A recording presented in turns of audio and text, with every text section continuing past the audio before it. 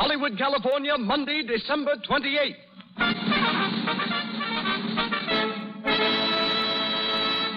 The Lux Radio Theater presents Herbert Marshall and Madeleine Carroll in Cavalcade with Una O'Connor, David Niven, and Douglas Scott.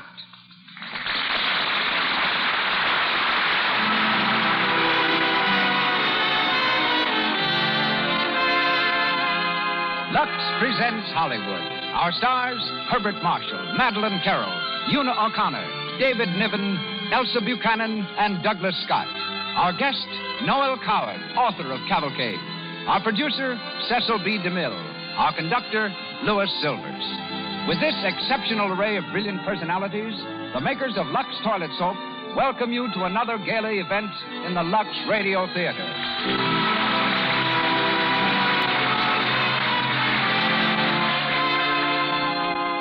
Don't let cosmetic skin bar your road to romance. The active lather of Lux Toilet Soap removes stale cosmetics and all impurities that choke the pores, leaving your complexion smooth, soft, and lovely. Yes, 9 out of 10 Hollywood stars prefer Lux Toilet Soap. But you can use it, too, every day. For this pure white soap costs only a few cents. Give your skin the care it deserves. Buy a few cakes tomorrow. And now, our producer, ladies and gentlemen, Mr. Cecil B. DeMille.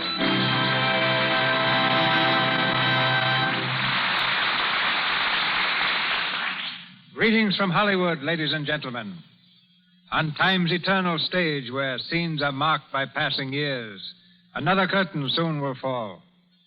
With Cavalcade, the Lux Radio Theater says farewell to 1936.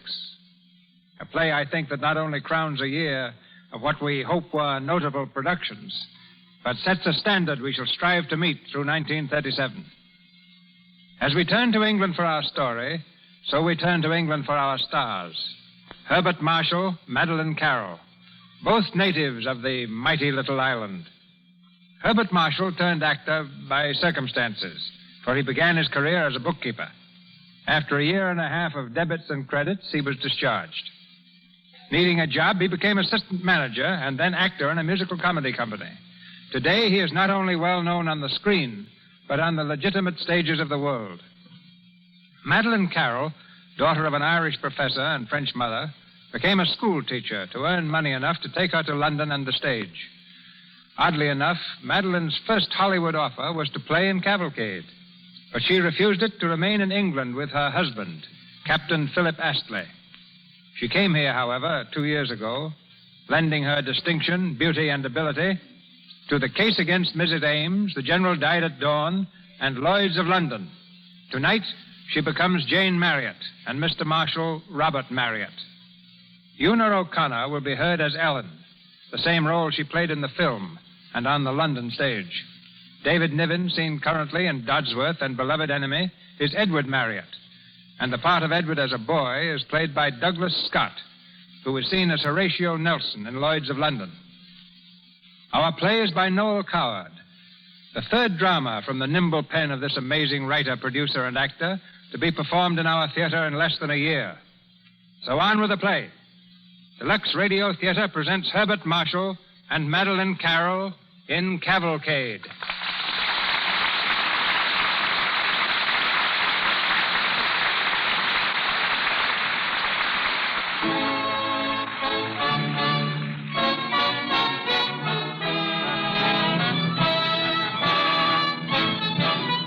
December 31st, 1899. Despite the Boer War, then raging in South Africa, all England celebrated the most momentous New Year's Eve in modern history, the turn of the 20th century, the beginning of a new era. In a charmingly furnished drawing room of a house in London, Ellen, the maid, is setting the table for a light supper. As she turns to the door, her husband, the butler, enters, carrying a bottle of champagne. Did the master say they'd have champagne too, Bridges? It's a celebration, ain't it? And it wouldn't be a celebration without champagne, would it? There's hot punch. It's wiser to be on the safe side, is my way, Ellen. If hot punch fills the bill, they have hot punch. If it's champagne, it's here, too. How was cook when you come up? Flighty. running round the kitchen like a cat on a griddle. New Year's Eve's gone to her head and no mistake.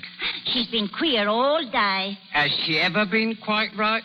Less than an hour ago, she told me she feels like it was the end of everything. Oh, so do I, for that matter. Oh, come now, Ellen. It ain't necessary to start that all over again. Well, you ain't losing a husband. Oh, you ain't losing me, Ellen. A man's marching off to war ain't staying home with his loved ones, is it? Well, no, not exactly. Oh, it's horrible, Bridges. I can't bear to think what it's going to be like when you're gone. Then don't think about it. Well, I can't help thinking. It's a bad habit, Ellen. You ain't no different from the missus. Master Robert's going too, you know. You're in the same boat as all the other soldiers' wives. But you ain't cut out to be a soldier. Ellen? Well, what's going to happen to me and Fanny if anything happens to you? Oh, you'll carry on. Oh, dear. Oh, girl, you married me for better or worse, didn't you? Oh, I did, but... Well, if it turns out for worse, so much the worse it'll be. And if it turns out for better... Fat lot of comfort that is. And what's the war for, anyhow? We've got to have wars every now and then to prove we're top dog. This one don't seem to be proving much. How can you tell what our brave boys are suffering out there in darkest Africa, giving their life's blood for their queen and country? Oh, if this wasn't New Year's Eve, I'd lose my temper, and that's a fact. Well, 'twouldn't be the first time. You better go and get the hot punch. They'll be here in a minute. Oh, listen, there they are now. Draw the curtains. Why, it's almost New Year's. At least they wants to be cheery. Yeah, hurry up now. Go on, get the hot punch. You mark my words, Ellen. If we didn't give them boys a lesson, they'd be over here wreaking havoc and carnage before you could say Jack Robinson. Oh, get along with you. Good evening, Bridget. Your cloak, ma'am? Thank you. Your coat, hat, and stick, sir? Here you are. Very good, sir. May I have the honor to wish you both a very, very happy New Year? Thank you, Bridges. Same to you. Ellen, how nice the table looks. Oh, thank you, Mum. Where did those flowers come from? They're from me and Bridges, Mum. With our very best wishes, I'm sure. That was sweet of you, Ellen. Oh, not at all, Mum. Well, it's a pleasure indeed. Well, I'll go and help Bridges with the hot punch, Mum. It was sweet of them, Robert. I feel I want to cry. Well, then, by all means, cry, dearest. This evening was planned sentimentally. To say hail and farewell. It isn't farewell yet. Soon, Robert. Dreadfully soon. When it comes, then we'll take it. You looked so beautiful at dinner, Jane. I'm glad. You're beautiful now. Oh, I expect it's only that dress, really. Dresses can be very deceiving, darling. Of course. That's perhaps how we wear them. And that ornament in your hair. Yes. And the fact that I love you so dearly. You might be hideous and ill-dispositioned and tedious, and I would never know it. You're a darling. And I'm going to believe every word you say, even though I know I shouldn't. Kiss me, Robert. Sweetheart. A goodbye to the old year. I wonder if the boys are asleep. Snoring, I expect. Oh, no, Robert, not snoring. They both have perfect tonsils. Dr. Harrison said so. Inherited from their mother, my dear. Oh, Robert, why must you leave me? It takes men to fight wars. What does it matter about the Boers? It matters about your brother Jim, doesn't it? He's out there. That counts. Yes. Give my love to him if you ever see him. If he's alive. Of course he's alive. They're all alive. They're bound to be relieved soon. Baden-Powell's a fine man. How long will it last? The war, I mean. A few months. God willing. In a few hours, you'll be sailing. You'll be going on board. Perhaps it'll be all over when you get there. Perhaps. I suppose you'd hate that, Robert. Bitterly. Edward and Joel want to see you off. No. No, they'd better be here. They're your sons. No, they're children. They'd better be here. It's rather horrid even thinking about it, isn't it? Thank heaven for one thing. They won't have to fight. Peace and happiness for them. Oh, please, God. Peace and happiness for them. Always.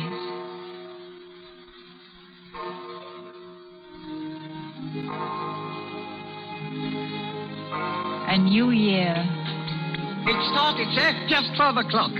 Happy New Year to you both, Mum. Bridges, open the windows. Come over here, Ellen. Stay and drink with us. What, me, sir? Fill 4 glasses, Bridges. Champagne. Make it champagne. We'll be toasting the new year and all it means to us. the new year. Here we are. Now, raise your glasses. Jane, Ellen, Bridges, 1900. 1900. 1900. Listen, What is it? the children. I thought I heard. I'd better go up and see. Sounded like Master Joe. Bring them down here, Jane. Bring them both down.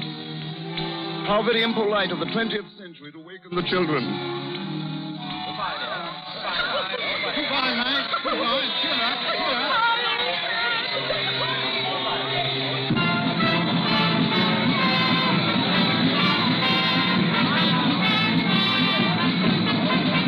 Well, I think I better be getting aboard. Yes, We're almost ready to sail, I imagine. yes. It's come at last, hasn't it, Robert? This moment. You'll be very brave, darling, won't you? I'll try to be. Take care of yourself, my dearest. I shall probably be seasick. Lie down flat on every possible occasion. I'll try to remember. Bridges will look after you. Perhaps you'll be lying down flat, too. And you mustn't worry about me being unhappy when you've gone. I'm going to keep myself very busy. I shan't give myself time to think of anything. Except that I'm so proud of you, darling. I'll write and telegraph whenever it's possible. Please do. Well, This is horrid, isn't it? I really must go. Not just for a minute. Jane, Yes, Robert. I'm going to kiss you once more. And then I want you to turn away. Turn away and go right on talking. So you won't actually see me leave you. Very well, my darling. Now, Jane. Edward and Joe were terribly anxious to come, but I'm glad I didn't bring them, really. Joe gets overexcited so easily. He's had a very bad cold anyhow. Edward could have come, I suppose, but that would have upset Joe so dreadfully. Being left alone. Take care of yourself, my own dear. You're not here anymore, so I can break down a little. I felt you go when I said about Joe being overexcited. Robert.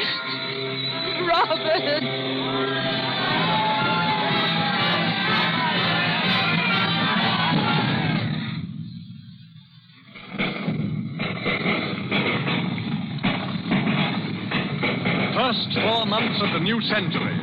4 months of fighting and bloodshed. In the beleaguered city of Mafeking in South Africa, the British troops fight desperately, hoping for relief. It's the morning of May the 18th, 1900. All England waits for news.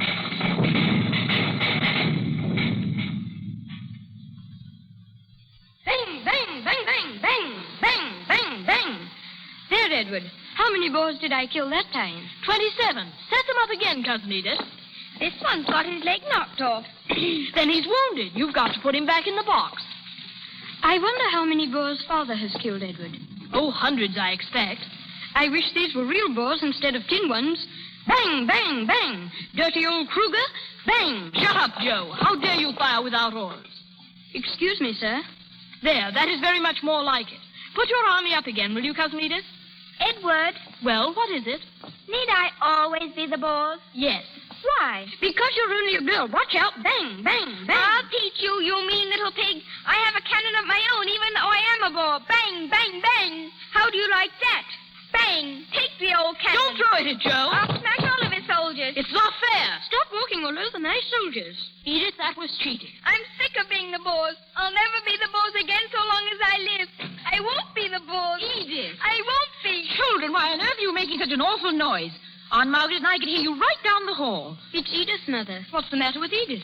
She doesn't like being the Boers, Aunt Margaret. She's mutiny. I don't blame her. Bang, bang, bang. Here's your cannon thrown back. Joe! Ouch. Joe, you're a naughty, wicked little boy. You go upstairs this minute. I only meant... Upstairs. But, Mother, men fight. I don't see why I can't. Come over here, Edith, and stop crying. He hit my knee with his cannon. Well, she got angry because we killed her soldier. Oh, stop it! Can't you play any other game but soldiers? Soldiers hurting each other, killing each other. Go away from me, go away! Jane, don't. Run along now, all of you. I'm sorry, Mom. It's all right. Run upstairs, dear. Yes, Mom. Come on, Cousin Edith. Come on, Joe. I'm sorry, Cousin Edith. I didn't mean to hurt you. Jane, I'm all right. It's just nerves. Listen, soldiers of the Queen. There's no escape from it anywhere, is there? Shall I throw them some money and ask them to go away? I don't care. If it isn't them, it'll be somebody else. Oh, Margaret, will these days ever end? Robert said it'd be only a little while and then it'd be all over. That was nearly 4 months ago. News will come soon. You must have courage, Jane. I don't believe I shall ever see Robert again. Be brave, dear. It's much easier to be brave when there's something to hear, something definite. I can't go on smiling through long, dragging weeks. I can't do it, Margaret. You're not in it alone, Jane. 2 people I love best in all the world, down there suffering. I don't hear a word. It's dreadful. Madigan is bound to be relieved within the next few days, and then it's all over. All the papers say so. That's what they've said for months. But they're dying down there. Please, dear. Dying. I can't bear to think of it, and yet I can't stop thinking. I can see it at night. Come in. Pardon me, Mama. I just thought that some nice hot tea. Splendid, Ellen. Tea does help, Mum. Has any news come? Not yet, Ellen. No news. None. We've been standing outside the War Office for hours.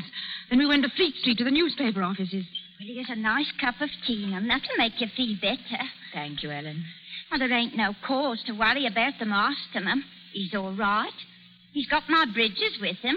And if anything happened to either of them, we'd be bound to hear from one of them, if you know what I mean. You must be fearfully worried too, Ellen.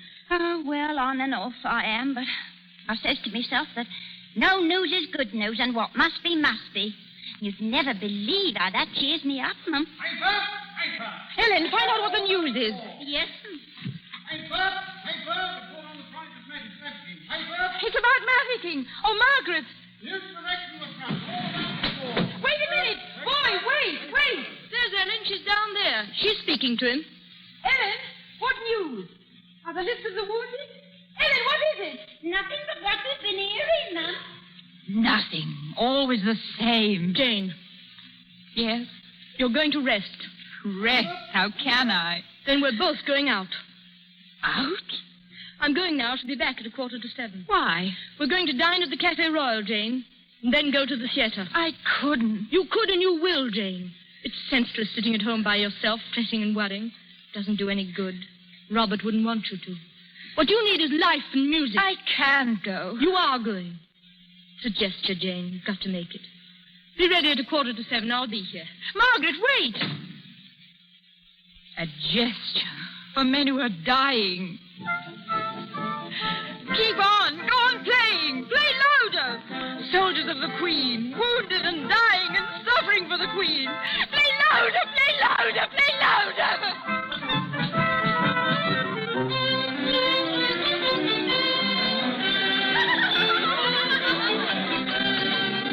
Waiter, I say, come here, please. Our glasses are empty. Directly there. Yes, sir. Jane, darling, brace up. Yes. This is a party, isn't it? Of course. Let your mood fit your gown. You are beautiful, Jane. Robert said the same thing New Year's Eve. He said he'd be back soon. I slept after you left me this afternoon. Splendid. I dreamed. Only it wasn't as if it were a dream. It was so real that Margaret. Yes, Jane? I saw Robert. I was with him, Margaret. I don't know where it was. I couldn't tell somehow. It was a place I'd never been before. Lovely, peaceful, and Robert was there. Come now, drink your wine. Robert spoke to me, tossed his hat aside, and came running to me as if he were a boy, like Joe or Edward. He laughed, called as he came running. He called me by name.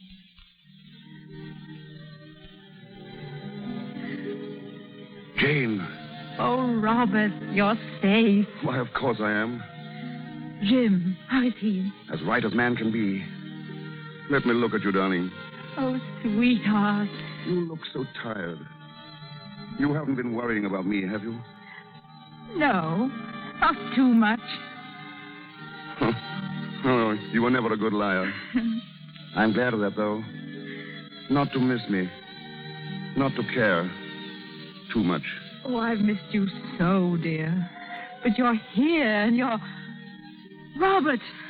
What's wrong, dear? Your left arm. It's all right, Jane. It's gone. I do nicely without it. It was just fooling about with some youngsters. We were making believe war. Oh. One of them became furious when I called her a Boer. He threw a cannon at me. Not so sporting, I thought. But it wasn't an arm, Robert. It was the knee. Was it? Oh, very well. What's the difference? We'll stop playing before long. We will settle down at home. Drink a toast to the Queen. Robert. I saw Jim. Sent his love. Be back home before long. Robert, wait for me. Robert.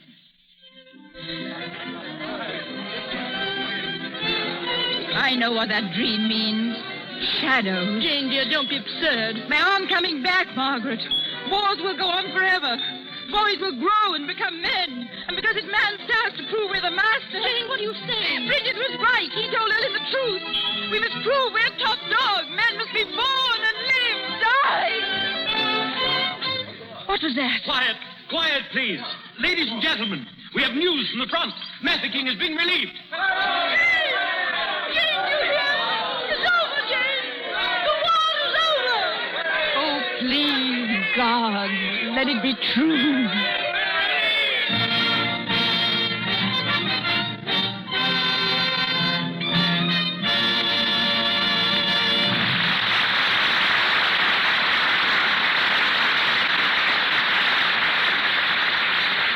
Our Lux Radio Theater production this evening is a cavalcade indeed. From Hollywood, the procession is headed by Herbert Marshall and Madeline Carroll. In New York, they are joined by the brilliant author of our play, Noel Coward, famous in London and on Broadway as an actor, dancer, singer, composer, producer, and playwright. Mr. Coward outdoes himself this year by offering and acting in 9 one-act plays entitled Tonight at 8:30. We switch you now from Hollywood to the Stars dressing room at the National Theater in New York City. We can have our distinguished guest for only a moment. His own audience is still applauding his first play, and he must change his costume for the next. But here he is, ladies and gentlemen, Mr. Noel Coward. Thank you, Mr. DeMille. I am more honored than I can tell you.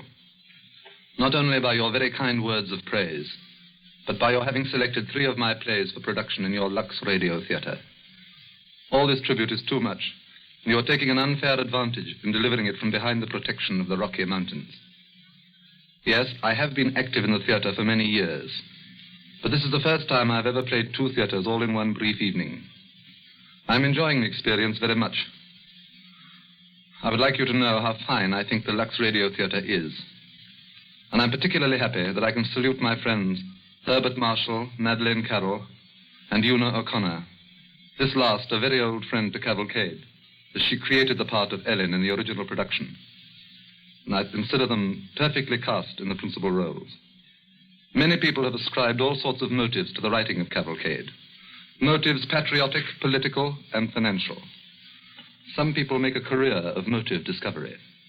They search every word for a clue, like old ladies peering under the bed for burglars. The real story behind Cavalcade is very different. All my life I had wanted to do a big play on a big scale. I had considered all periods and episodes, and one day I happened to pick up a back issue of the Illustrated London News. In it was a picture of a troop ship leaving for the Boer War. The whole scheme seemed to take form in my mind, then and there. I made some tentative arrangements, but then I had to go off to America to play Private Lives. All of a sudden, early in April, Charles B. Cochrane wired me from London. I had to set an opening date for Cavalcade in order to get Drury Lane Theatre.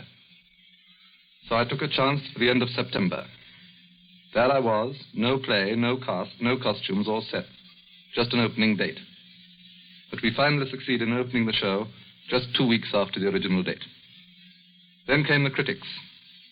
One of the most amusing remarks was the reference of the press to my canny, shrewd political sense. A strong patriotic play just 2 weeks before a general election. The truth is that I'd been so busy I had completely forgotten that there was to be an election at all. People have asked me what parts of Cavalcade I like best.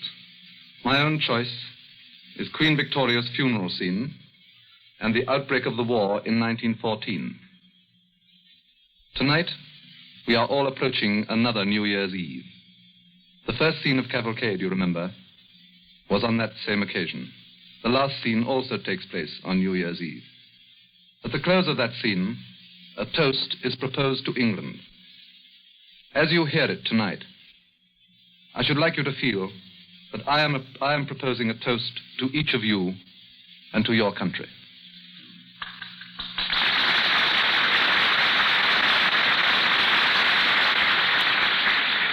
Thank you, Mr. Coward. We're back in Hollywood now, and Cavalcade goes forward, starring Herbert Marshall as Robert Marryot, Madeleine Carroll as Jane Marryot, and featuring Una O'Connor, David Niven, and Douglas Scott.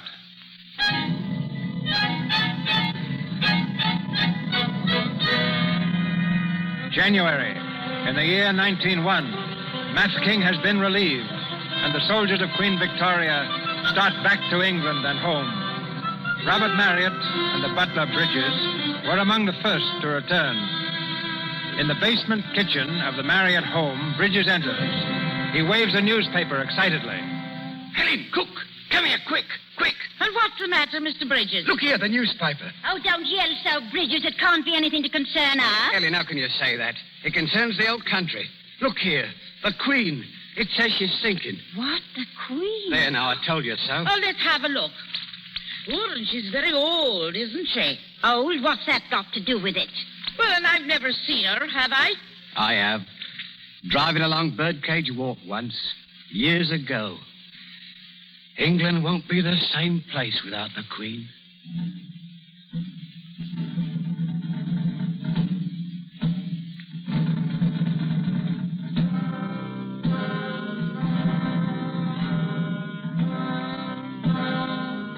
The procession. It's coming, Mother. Quiet, Edward. Stand back a little from the window. Let Bridges and Ellen see, too. Can you see, Ellen? Oh, thank you, Mum. I can see. Oh, the Queen. Oh, God bless her. Easy, girl. Easy now. Look, Mum. There's Father. There's Father down there in the procession. Shh, be quiet, darling. They're passing now. Stand absolutely still. To attention, like your father showed you. Yes, Mum. 5 kings riding behind her. Mum, she must have been a very little lady.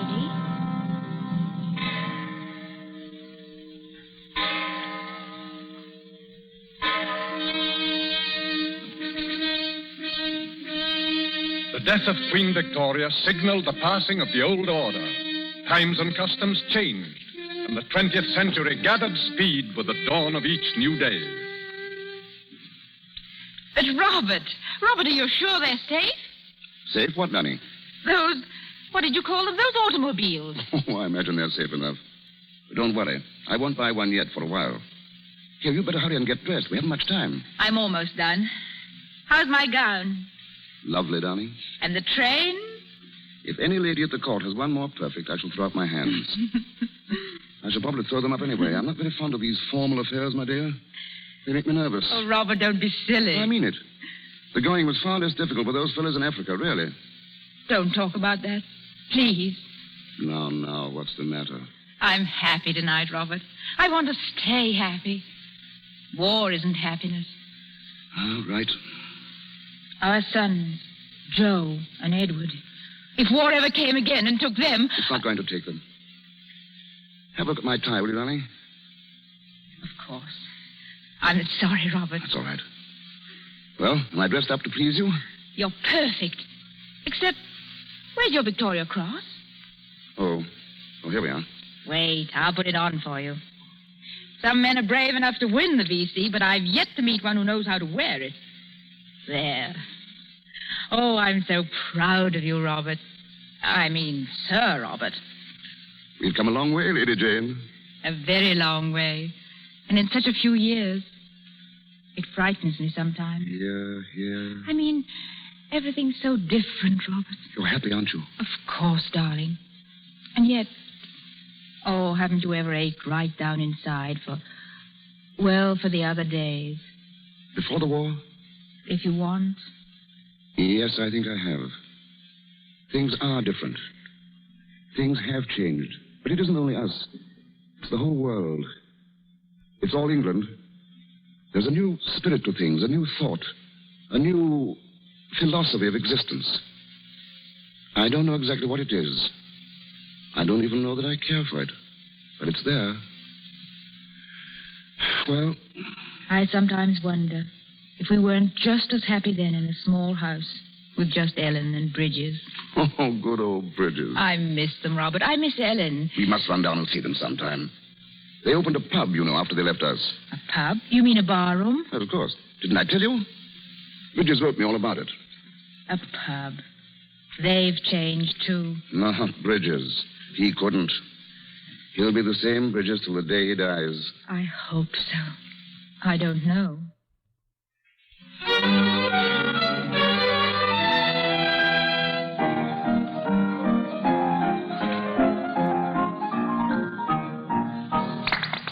She dances beautifully, Ellen. Oh, thank you, Mum. Bridges and me has been giving her lessons now for 2 years. Very talented, if you ask me. Thank you, Sir Robert. Come here, Fanny. Yes, sir. I don't suppose you remember me. You were just a baby when I knew you. Yes, sir. Mama's told me how we used to live at your house. You know, that's enough. Now go and sit down, Fanny. Yes, Mother.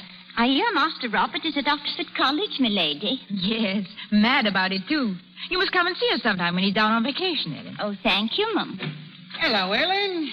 Oh, hello, George. I've got the missus with me. Oh, I didn't know you had company. Oh, please stay. Don't go on our account. Oh, come in, Flo. We just dropped by, Ellen. We didn't know you had. This is Mr. and Mrs. George Snapper, milady. Sir Robert and Lady Marryot. Oh. How do you do? To meet you. Oh, sit down, Flo. Sit down, George. Well, thanks. A nice day out, Sir Robert. Yes, it's really spring now. Yes, sir. By the way, Ellen, I'm sorry to hear Bridges is ill. Bridges ill? What's wrong with him, Ellen? Well, before you and Flo come, George, I was explaining to her ladyship and Sir Robert about poor Bridges' bad leg. We were so sorry to hear about it. Bad leg? Ellen explained that he's been in horrible agony ever since Sunday. Where is he? Stop taking down my shins. Where is he, Ellen? Upstairs in bed. I'll pop up and see him. He's asleep now. Well, my eye. By the way, Ellen, you didn't tell us how he came to have the accident. Oh, well, he was cycling, Sir Robert. He was cycling and he fell off. I didn't know he had a cycle. He hasn't any more. Will you tell him how sorry we were not to have seen him? Yes, Sir Robert, I'll do that. Goodbye, Ellen. Oh, it was so kind of you, Mum, to come all the way down here to see us and to bring Fanny that lovely doll and everything. I wanted to see you. Goodbye, Mrs. Snapper. Happy to have met you, I'm sure. Goodbye, Mr. Snapper. Goodbye, sir. Goodbye, Ellen. Goodbye, Ellen, again. Don't fail to remember me to Bridges. We miss you both. It seems as if it were only yesterday that you were with us. We miss you, too, Mum. Time changes many things, but it can't change old friends, can it? Oh, no, Mum, no. There's some things that... Yeah, what's going on here? Oh, my Lord. My eye. Bridges. I thought you was in bed. Bed? Who said anything about bed? Oh, you better go back, Bridges. Oh, remember your leg, dear. Ain't nothing wrong with my leg. Oh, Bridges. Oh, so you're why she was trying to get me out of the way. Hello, Bridges. Pleased to meet you again, Sir Robert. Welcome to our hovel. I think we better go, Jane. Oh, so that's how it stands. I see. Proud and haughty, are we? Oh, Bridges, stop it.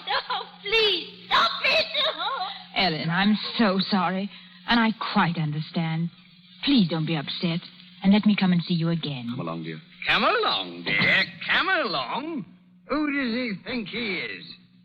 Oh, you drunken brute. Shut your mouth. You mind yours and I'll mind mine. Look here, old man. You better come up and have a lie down. Take your paw off my arm. Lot of snobs, that's what. Lot of bloody snobs. I'm not good enough to be home when the quality comes. I'll see who's good enough. Oh, give Fanny that doll. Her noble ladyship. Oh, you let it alone. I'll look after the truck quality brings to my home. I'll look after him, I will. I'll hand it right back to him. George! I'll go and fetch him. Don't worry. He's a bit woozy, that's all. He's gone down the street. He may go up to their home. I'll stop him. George, let him go. Bridges, come back here, you blighter. Mind your own business. Come back out of the street. There's a bus making towards you. I'm not good enough for him. In God's name, look out! I'll show him who he... Don't come out! He's been hit! Oh, he's run over! He's dead! He's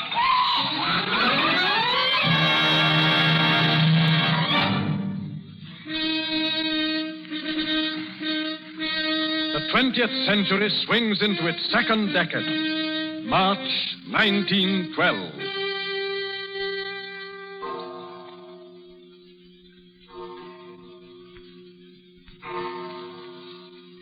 I say, Father. Yes, Edward? Father, are you going to sit up all night? I hope not. Are you? No, sir. I'm You're just sitting up waiting for Joe, aren't you, Edward? Yes, sir. So am I. Where is he? I don't know, sir. Sure? He said he was going out tonight, so that's all I know. And he said he'd be back early. 3 o'clock. That's early enough. I suppose you're going to play the Good Samaritan again. Help him up to bed. Well, Father, You've done it before quite a few times. Or did you think I didn't know? Father, don't be rough with him. Joe's just a kid. He doesn't know what it's all about. He's all right. Of course he is. That's why I want to speak to him. By the way, how's Edith? Oh, very well. Set the date yet? Yes, sir, it's the 7th. Good. She's a splendid girl, Edith. You sailing to America on your honeymoon, eh? Well, if Edith wants to. About Joe, Father. Oh, well, that must be Joe now. I imagine so. You won't stay, will you? Well, no, sir, that is not unless you... Thanks, Edward. I say, Edward, is everything clear? Yes, quite clear, Joe. Come in.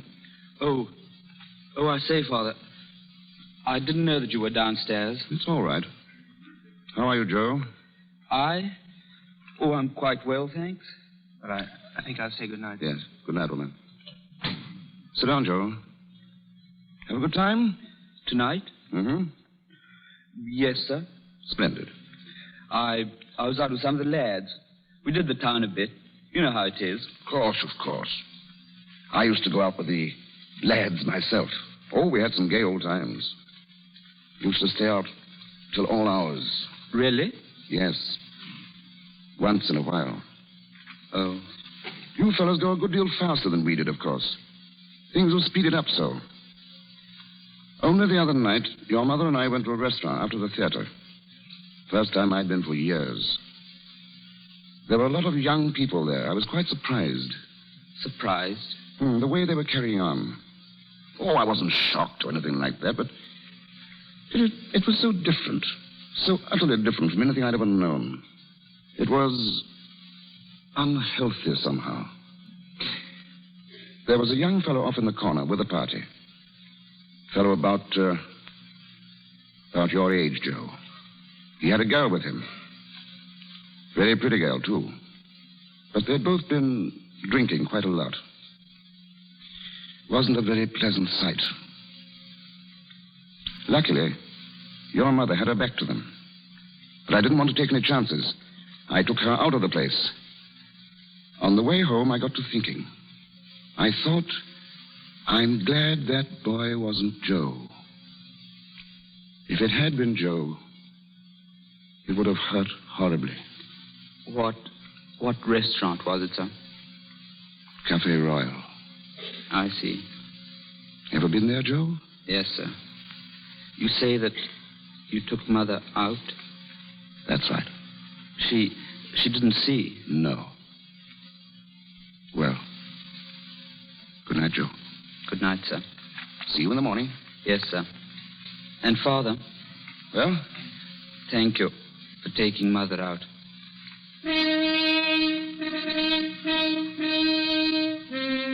April the 14th, 1912, on the high seas off Newfoundland.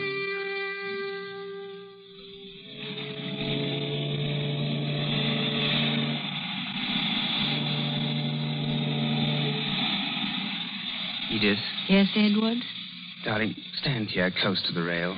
Oh, it's glorious. But it's too big, the Atlantic, isn't it? Far too big. And too deep. Much, much too deep. I don't care a bit, do you? Not a scrap. Wouldn't it be awful if a magician came to us and said, unless you count accurately every single fish in the Atlantic, you'll die tonight? And we should die tonight. How much would you mind dying, I mean? I don't know, really. A good deal, I expect. I don't believe I should mind so very much now.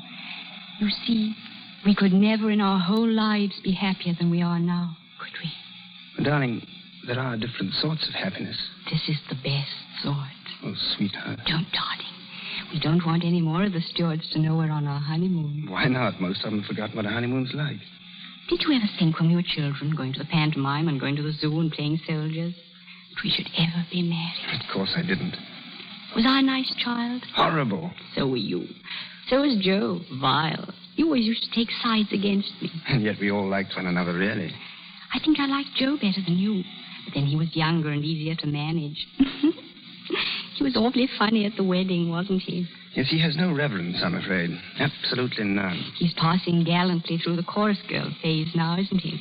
Gallantly, but not quickly. You had several love affairs before you married me, didn't you? Light of my life, please shut up. You'd be awfully cross if I'd had, wouldn't you? Did you? 100. Liar. Oh. I rather wish I had, really. Perhaps I should have learned some tricks to hold you with when you begin to get tired of me. Oh, I never shall, darling. Oh, yes, you will. One day. The loveliness we feel now will fade, and the guilt wear off the gingerbread. Tell me, have you ever seen gingerbread with guilt on it? Never. Then that's settled. Mm-hmm. Anyway, look at Father and Mother. They're perfectly happy. They had a better chance at the beginning. Things weren't changing so swiftly.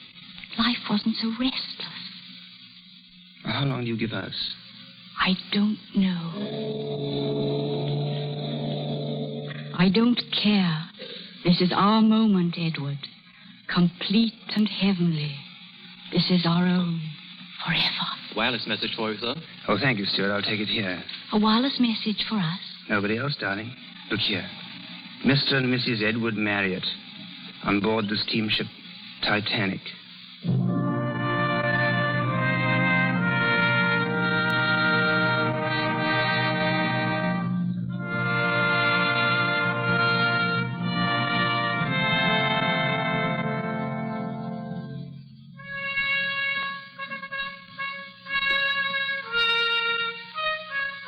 The new century speeds on to a climax of love and hate, of fire and blood, of steel against steel. August the 4th, 1914. Robert, help me off with these dust sheets. We'll get a woman in tomorrow and clean up. All right, dear. I shall never go on a holiday again. Ever. It's horrid when you're there, and it's much worse when you come back. Still, it is better to be here in London, Jane, if anything's going to happen. It's going to happen, all right. I'm afraid there's no doubt about it now. Oh, it's so hot I can't breathe, Robert. Hello, Mother. Oh, Joe, darling. It's grand to see you back. How are you, Father? Fine, thanks. Cigarette? No, son, no. They're pretty exciting, all the things that are happening, aren't they? Yes. Rather like Germans, don't you? Enormously. There is the war. How long do you think it will last? 3 months at the outside. I suppose we shall win, shan't we? Robert. What's wrong, dear? I'm going upstairs for a minute. I shan't be long. All right, darling. I say, the war might last for 6 months, don't you think? Oh, impossible. Have you any idea, Joe, what a war costs in actual money? I suppose quite a lot. Yes. And the Germans can afford it even less than we can. Are you glad you left the army, or sorry? Absolutely delighted. Will you go back again? I expect so. I'll go, too. You want to? Terribly. Why? I don't know. I just want to. I wish Edward was still here. We could have started off together. Now, don't be too impulsive, Joe. Think of your mother. Think of me. You're all we have left now. Piper, war declared against Germany. Listen. Piper. Father, you hear? Robert, what is it? England is at war, my dear. War.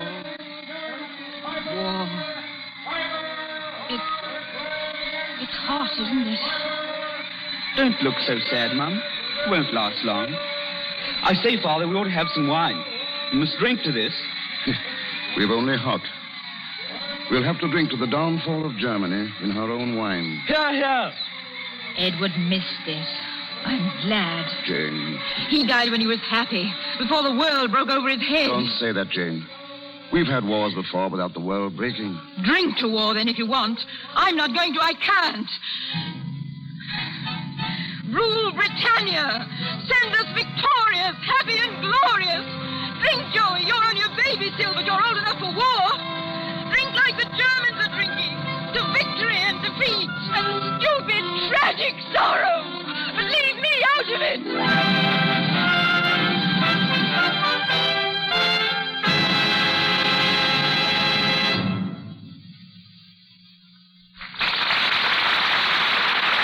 Pause for station identification.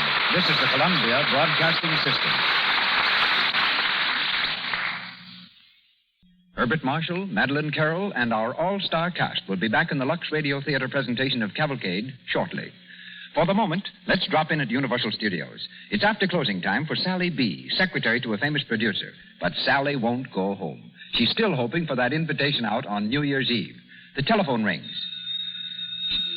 She picks up the receiver hopefully. Hello, yes? Oh, hello, Alice. I thought it might be somebody else. New Year's Eve? Guess I'll go to bed. What? Oh, no, I have something to wear. Just remade my old blue velvet. Well, I can't dance alone, can I? Oh, I'm sorry. But it does seem everybody's going out but me. Oh, I'm not bitter. You'd be fed up, too. What are you driving at? Oh, don't be silly, Alice. If you have something to say, say it. Complexion? What about it? And now, on the other end of the wire, Alice is telling Sally, and truthfully so, that a girl is out of the picture where men are concerned unless her complexion is lovely. Important to guard against cosmetic skin. Its dullness, tiny blemishes, enlarging pores spoil good looks, ruin your chances for romance. Begin the new year right. Use for your complexion the care screen stars use, Lux Toilet Soap.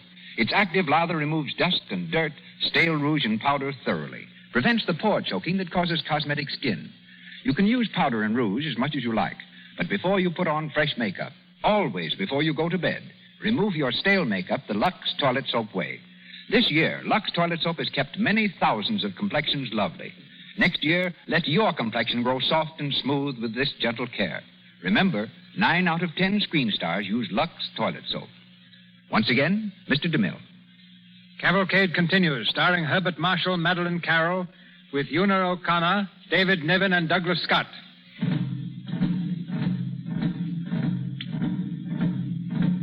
Time swings in its orbit. Men battle, men die. The whole world roars in chaos.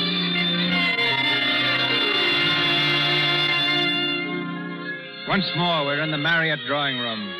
It's the morning of November 11th, 1918. Ellen has just entered. Jane goes to her with outstretched hands. Ellen, oh, I am glad to see you. I couldn't believe my eyes when you first walked in. Sit down. I just thought I'd call, madam. I'm glad you did. So glad. These are lonely days, aren't they, Ellen? My call's rather important, as a matter of fact. How's Fanny? Oh, very well. I'm never going to forget how she danced the last time we saw her. She's dancing in Over the Moon now, you know. Yes, I went the other night. She was splendid. I felt very proud to know her. It's about her I've come to see you. Is anything wrong? Well, no, not exactly. What is it? About her and Joe. Joe? Yes. I don't understand, Ellen. Well, they've been what you might call in love. Yes. My Joe? Yes, your Joe. His last 2 leaves, he spent a lot of time with Fanny. Oh, I see. I wouldn't have come to see about it at all, only, well, now that the war's over, or almost over, that is, and he'll be coming home, I thought that... What did you think? Well, I thought they ought to get married. Does Fanny want to marry him? Oh, I haven't talked to her about it. She doesn't know I know. And how do you know? I found a letter he wrote. And you read it? Of course. I brought it with me. I knew you'd want to see it. I do not wish to read it. Oh, I see. I think we better let the whole thing stand until Joe comes home. Then he and Fanny can decide what they wish to do. Oh, I didn't wish to upset you. I'm not in the least upset. It's been on my mind. But you didn't tell Fanny before you came here. I think I know why. In any case, I never interfere with my son's affairs. Well, sure, I'm very sorry. That's all. Goodbye, Ellen. I suppose you imagine that my daughter isn't good enough to marry your son. Well, if that's the case, I can assure you that you're very much mistaken. Fanny's received everywhere. She knows all the best people. How nice for her. I wish I did. Oh, things aren't what they used to be, you know. Oh, no. It's all changing. Yes, I see it is. Fanny's at the top of the tree now. Oh, she's up in the most wonderful office. Oh, Ellen. What is it? I'm so sorry, so sorry. Don't know what you mean. Oh, yes, you do, inside. You must understand, Ellen. Something seems to have gone out of all of us. Goodbye, Ellen. Your pardon, milady. Yes? What is it, Belden? A telegram. Thank you. It's all over, milady. The war's over. It's 11 o'clock. Milady. There's no answer, Belden. No answer. Milady, is anything wrong? Oh, ma'am. Oh, quick, what's happened? What's in that telegram? You needn't worry about Fanny and Joe, Ellen. He won't be able to come back anymore. Because he's dead. Dead? Oh, God. Oh, dear God.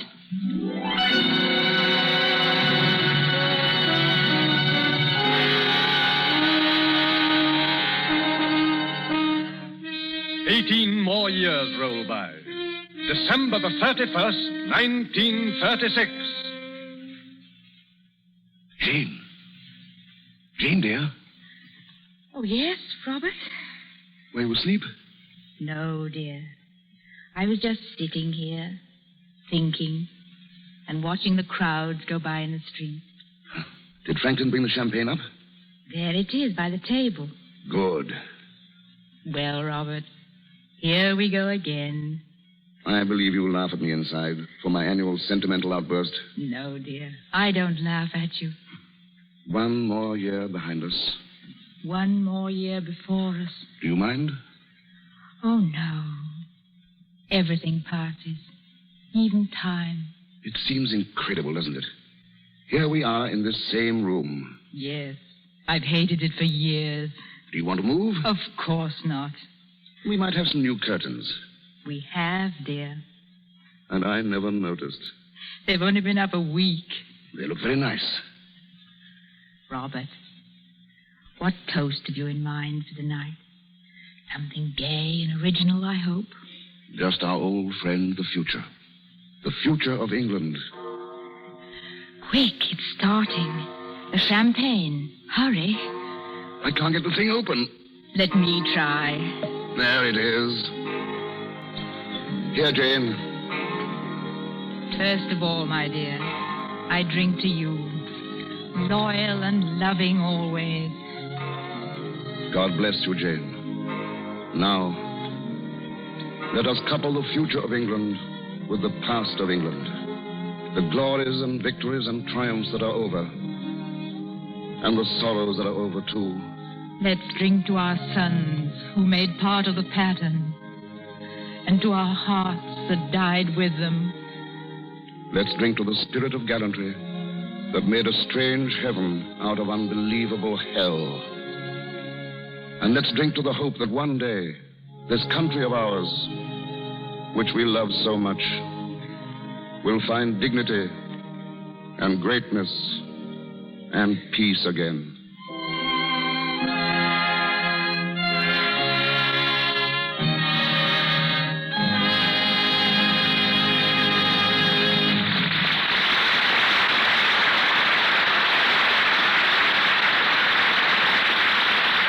Herbert Marshall and Madeline Carroll have a word for us in a few moments. But now, a curtain slowly falls. The cavalcade is gone. Gone to the home of straight ascending smoke, of distant melodies, of white sails that vanish on a red horizon. Gone to the home of all brave things that flourish, fade, and disappear, to live again in memories. To England I give thanks. Thanks for showing the world how to muddle through. Thanks for her patriots and poets, for roast beef and plum pudding, for Trafalgar and tobacco, for kippers and Kipling, for bowler hats and bowling on the green, and for performers like Madeline Carroll and Herbert Marshall, who now rejoin us. Miss Carroll, Mr. Marshall.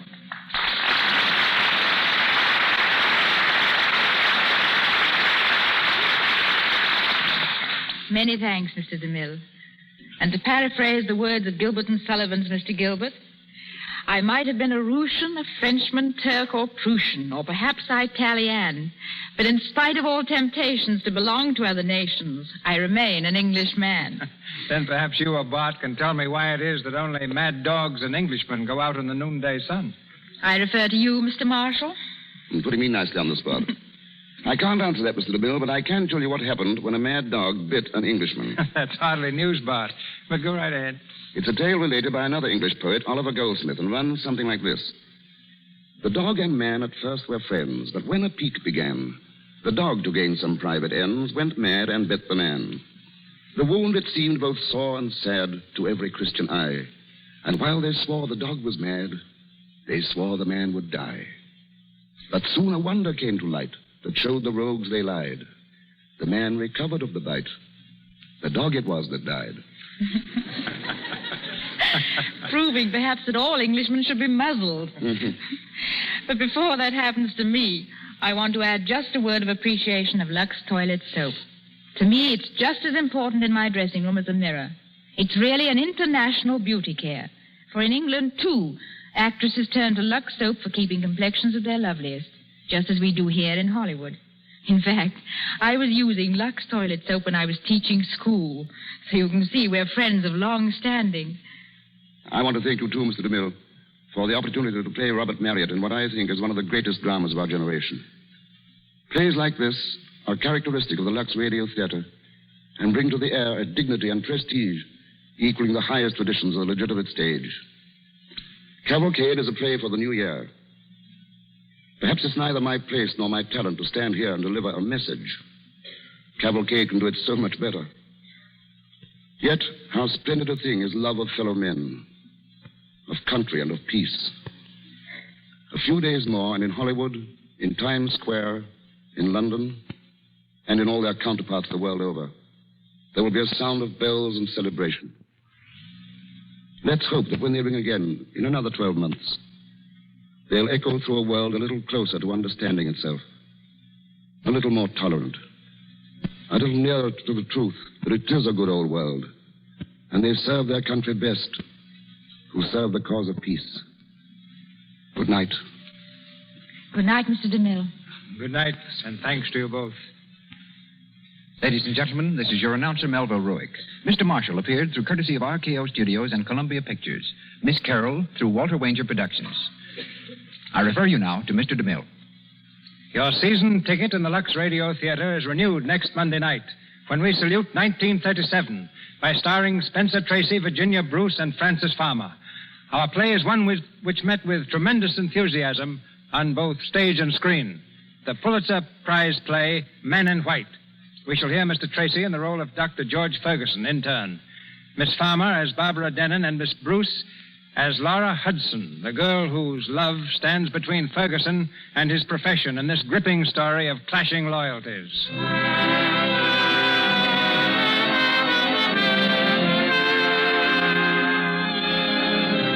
Our sponsors, the makers of Lux Toilet Soap, join me in inviting you to be with us again next Monday night when the Lux Radio Theater presents Spencer Tracy, Virginia Bruce, and Francis Farmer in Men in White.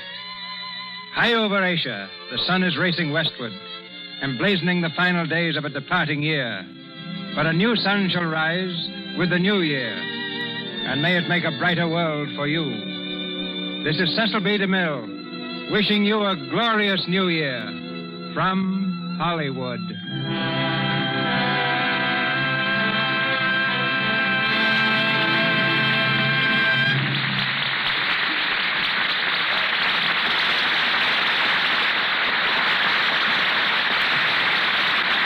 This is the Columbia Broadcasting System.